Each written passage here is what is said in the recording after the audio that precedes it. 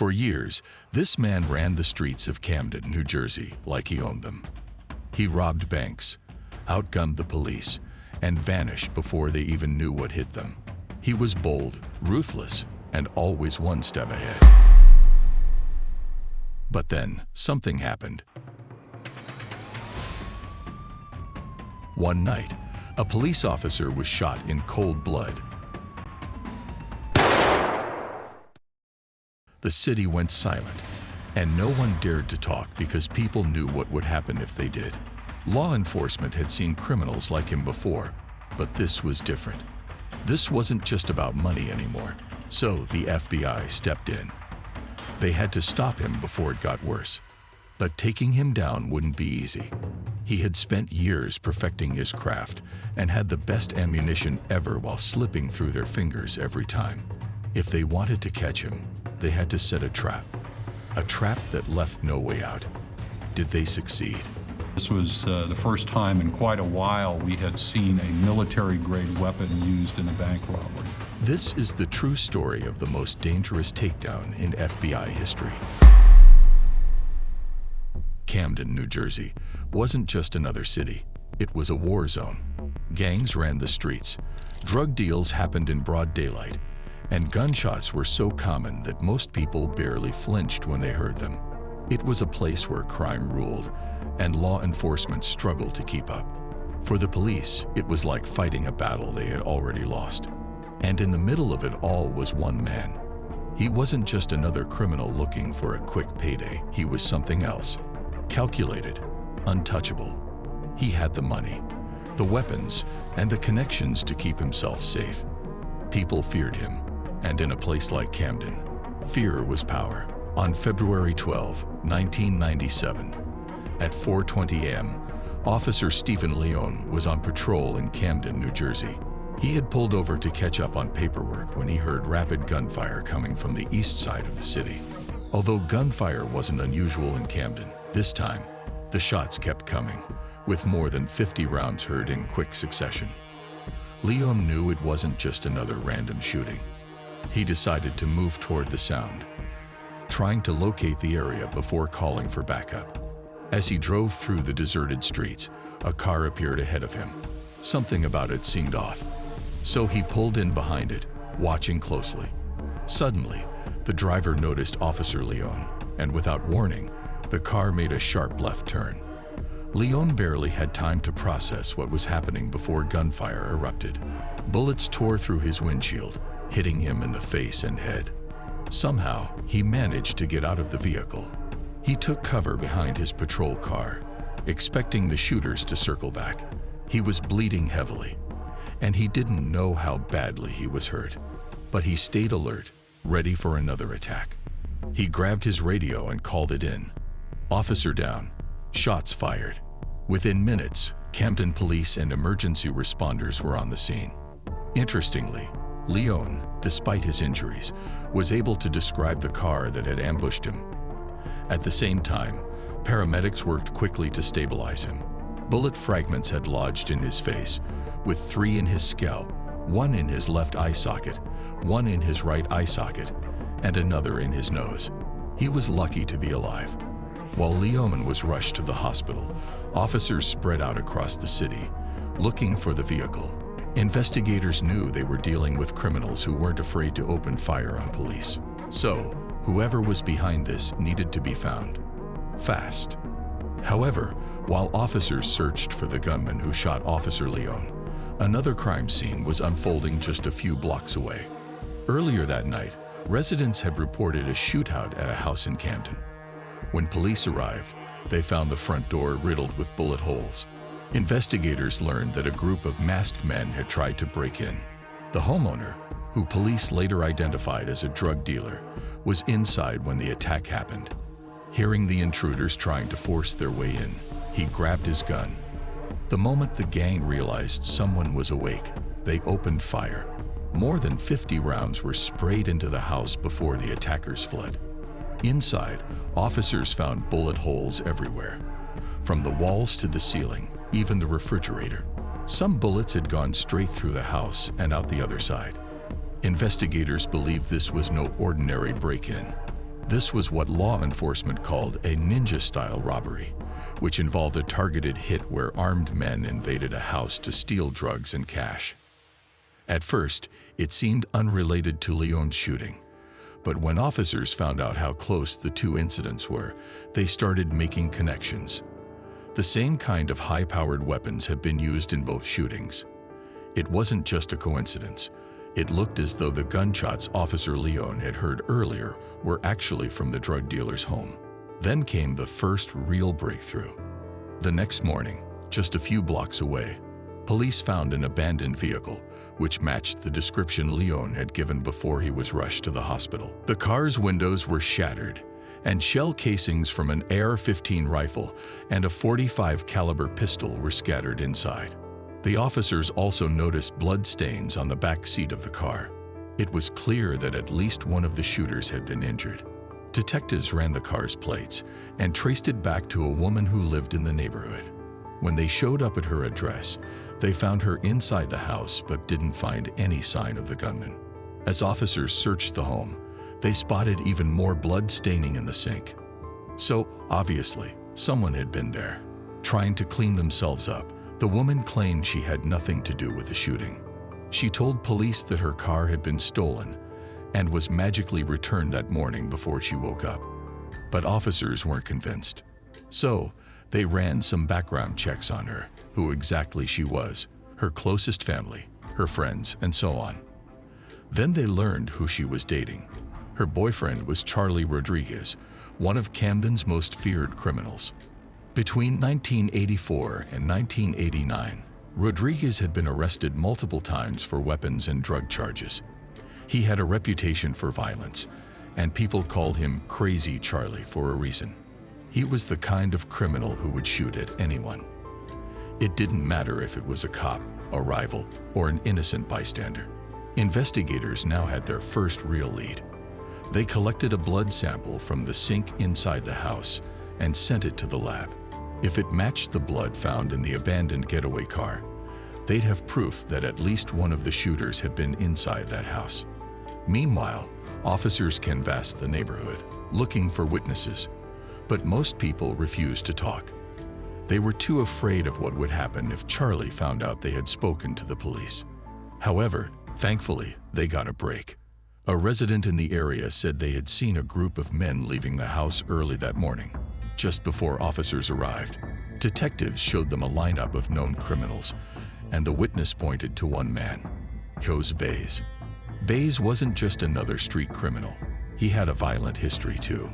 He was already on parole for manslaughter and weapons violations, and now police had enough to track him down. Detectives found Baez hiding in an apartment in Deptford, New Jersey. When they arrested him, they immediately noticed something unusual. He had a fresh wound on his hand that wasn't treated by a doctor. Instead, it had been sewn up with thread, like he had tried to stitch it himself. Police now had their first suspect. They took a sample of his blood and sent it to the lab. When the results came back, it confirmed that Baez's blood matched the samples found in the getaway car and in Rodriguez's girlfriend's house.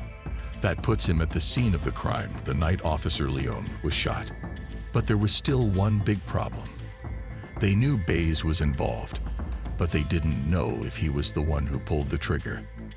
At first, Baez refused to say a word, but after 2 weeks in custody, he changed his mind. He was scared. He knew what Charlie Rodriguez was capable of, and now that he was in jail, he wasn't sure if his family was safe. Rodriguez had already threatened Baez's family, warning him against talking to the police. So Baez believed that if he stayed quiet, Rodriguez would have him killed even behind bars. Faced with the choice of protecting himself and his loved ones, or staying loyal to a man who wouldn't think twice about getting rid of him, Baez finally gave in. He asked to speak with investigators. That's when he gave them the name they had been waiting for, Charlie Rodriguez. Not only did Baez confirm that Rodriguez was behind the shooting, but he also told them that Rodriguez was behind a series of violent crimes across Camden, including bank robberies, drug house raids, and targeted assassinations. With Baez's confession, investigators finally had the proof they needed, so the FBI was officially brought in. and the mission to track down Charlie Rodriguez and take him off the streets before he could strike again began in full motion. On a quiet morning still in 1997, the town of Woodland, New Jersey, became the scene of a violent and well-executed bank heist. Just as the bank was opening for the day, 3 armed men stormed inside. They moved quickly, taking control of the lobby before anyone had a chance to react, leaving employees and customers to freeze in fear. One of the gunmen, holding a semi-automatic rifle, ordered everyone to get down. Another jumped over the counter, forcing tellers to open the cash drawers. The third stood near the entrance, keeping watch and calling out the time. The crew worked efficiently. They weren't panicked or sloppy. They knew exactly what they were doing. But then, there was a problem. They wanted access to the vault, where the real money was stored. A supervisor was ordered to open it, but unfortunately for them, the vault was on a timer. It couldn't be opened on demand. One of the gunmen grew impatient and threatened to kill the supervisor if she didn't get it open. But there was nothing she could do. The vault wouldn't unlock until the timer allowed it. With time running out, the crew had no choice. They grabbed everything they could from the cash drawers and prepared to leave. The robbery had lasted only a few minutes, but the damage was done. Before escaping, the gunman made one final threat. Anyone who called the police would regret it. The fear was enough to keep people silent, and by the time law enforcement arrived, the crew was already gone. One woman, shaken from the experience, suffered a minor heart attack and had to be rushed to the hospital. Detectives also gathered what little evidence they could. The surveillance footage was blurry, and the descriptions of the gunmen were vague. The robbery in Woodland wasn't an isolated event. Over the next several months, more banks in New Jersey were hit in a similar fashion of quick, aggressive takeovers, where the robbers moved with precision and disappeared without a trace. Each time, the pattern was the same. 3 armed men stormed in, controlling the room within seconds. One kept watch, another managed the cash, and the third kept time. They worked fast, never staying inside for more than a few minutes. They avoided banks with heavy security, choosing smaller locations where the response time was slower. Agents studied surveillance footage from the Woodland heist and other recent robberies, searching for any clues that could help them identify the suspects. But the gang had been careful. No fingerprints, no faces, no mistakes. For now, all investigators had were unanswered questions. Who were these men? How were they choosing their targets? And most importantly, when would they strike next? The FBI was about to find out. However, it had been over a year since the robbery in Woodland, and law enforcement still had no solid leads. The crew had managed to stay under the radar, carefully choosing their targets and vanishing before anyone could react. But on May 23, 1998, they struck again, this time in Morristown, New Jersey. It was just before 8:30 in the morning, and the bank had not yet opened its doors to the public. 3 armed men arrived, planning to move in quickly before employees had time to react. But something went wrong. The doors were still locked. Inside, a bank employee saw them approaching, realized what was happening, and immediately triggered the silent alarm. By the time the robbers forced their way inside, the police had already been alerted. With time working against them, they moved fast, forcing the tellers to empty the cash drawers, while one of them kept track of how long they had been inside. Unlike their previous heists, this one felt rushed. There was no controlled precision this time.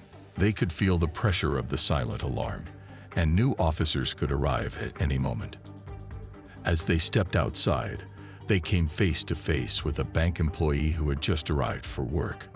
She barely had time to react before one of the gunmen ordered her to the ground. She dropped to the pavement, terrified, as they rushed past her toward their getaway car.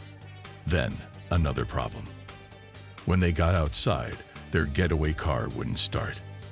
They had been in and out of banks without any complications before, but now they were exposed, standing in the open with a disabled vehicle and no way to escape.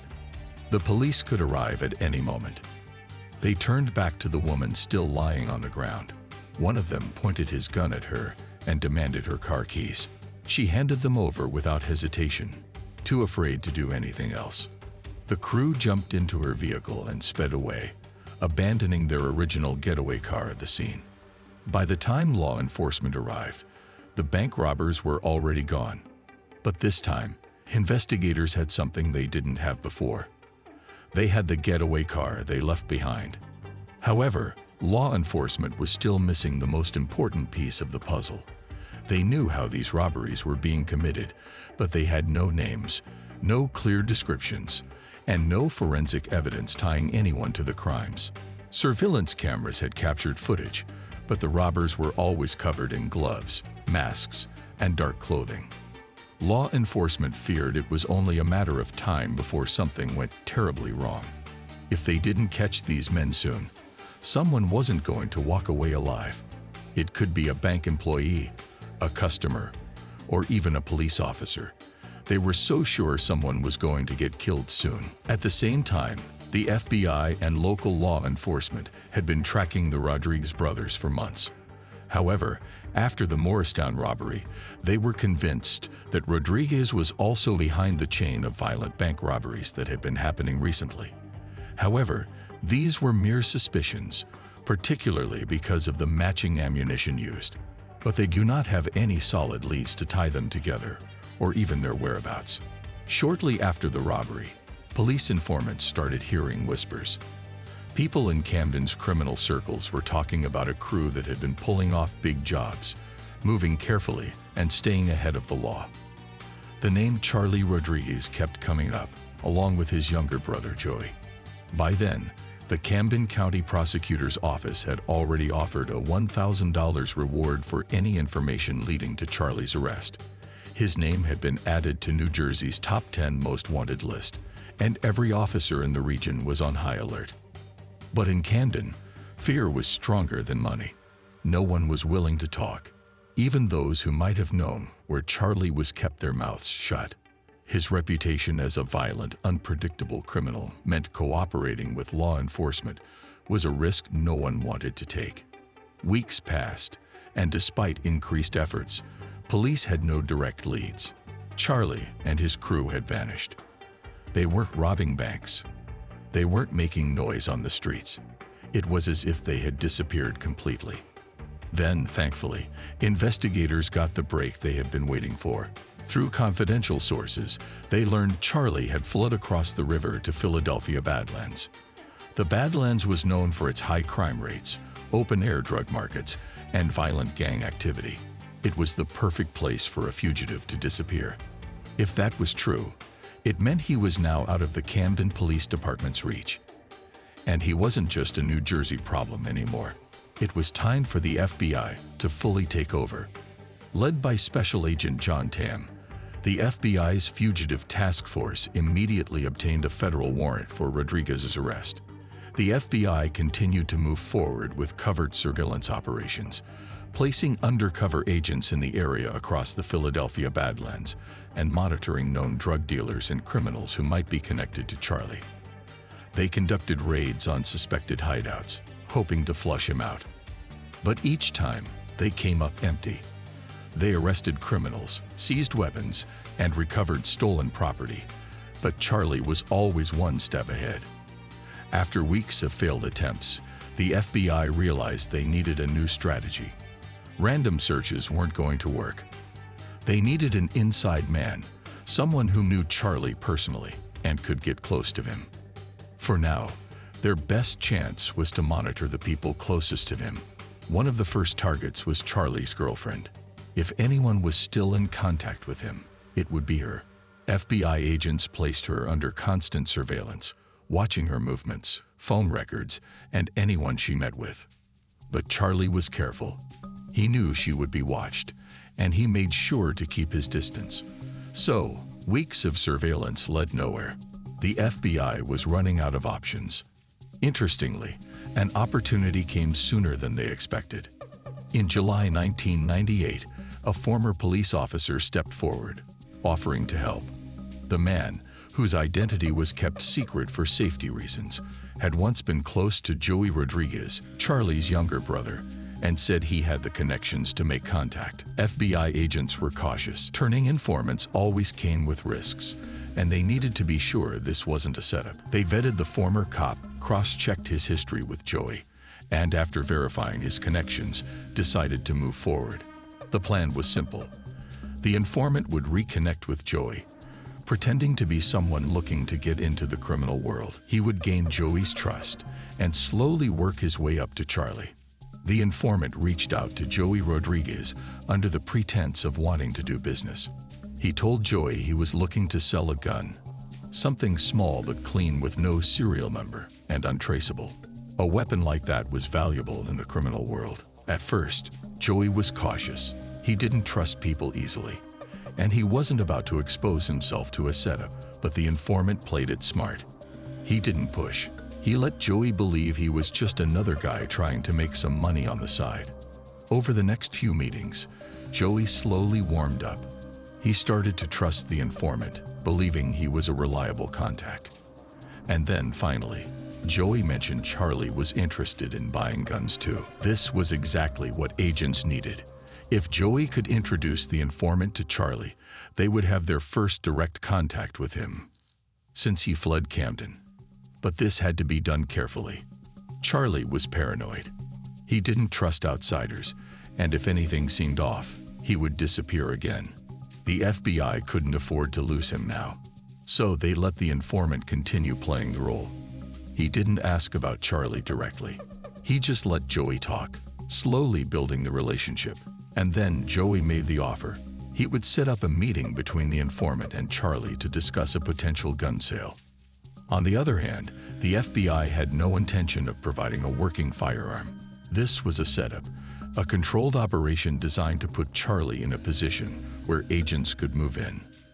But it had to be done carefully. If Charlie sensed anything suspicious, he would disappear again. So the informant played along. He met Joey at his apartment, going through the motions of setting up the sale. Joey checked him for a wire before the meeting, making sure there was no way he could be recording their conversation. Satisfied, Joey arranged the meeting with Charlie.